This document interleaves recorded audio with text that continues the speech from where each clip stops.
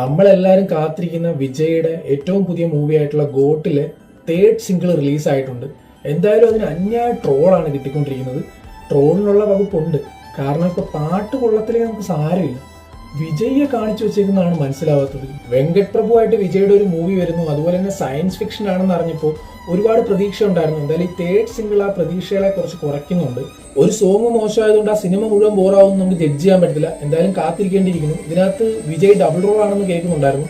അപ്പൊ അതുകൊണ്ട് തന്നെ അച്ഛൻ മകൻ ആണെങ്കിൽ ഒരു മകന്റെ ചെറുപ്പ കാലഘട്ടം കാണിക്കാനായിരിക്കും. അവരെന്തോ AI സാങ്കേതിക വിദ്യ ഉപയോഗിച്ചാണോ എന്തോ ഫേസിൽ എന്തൊക്കെയോ പരിപാടി ചെയ്തിട്ടുണ്ട്. ആകെ കുളമാക്കി വെച്ചിട്ടുണ്ട്. എന്തായാലും അമൽ ദേവിസ് ഒക്കെ ആയിട്ടാണ് കമ്പയർ ചെയ്യുന്നത്. അമൽ ദേവിസ് അശോകൻ ചേട്ടനൊക്കെ ആയിട്ടാണ് കമ്പയർ ചെയ്യുന്നത്. അതുപോലെയാണ് തോന്നുന്നത്. തെറ്റ് പറയാനും പറ്റത്തില്ല. അതുപോലെയാണ് ആക്കി വെച്ചേക്കുന്നത്. സോങ്ങും കൊള്ളില്ല. അതുപോലെ തന്നെ വിജയുടെ ഫേസ് മൊത്തത്തിൽ അങ്ങ് മാറിപ്പോയി. ആകെ മൊത്തം ചളവാക്കി വെച്ചിട്ടുണ്ട്. എന്തായാലും മൂവി നന്നായാൽ മതിയായിരുന്നു. സത്യം പറഞ്ഞു കഴിഞ്ഞാൽ ഇതിലെ പാട്ടും വിജയുടെ ആ ലുക്കും വിജയ് ഫാൻസിന് പോലും ഇഷ്ടപ്പെട്ടിട്ടില്ല എന്നുള്ളതാണ് സത്യം. നിങ്ങളുടെ അഭിപ്രായം കമന്റ് ചെയ്യാൻ മറക്കുന്നു.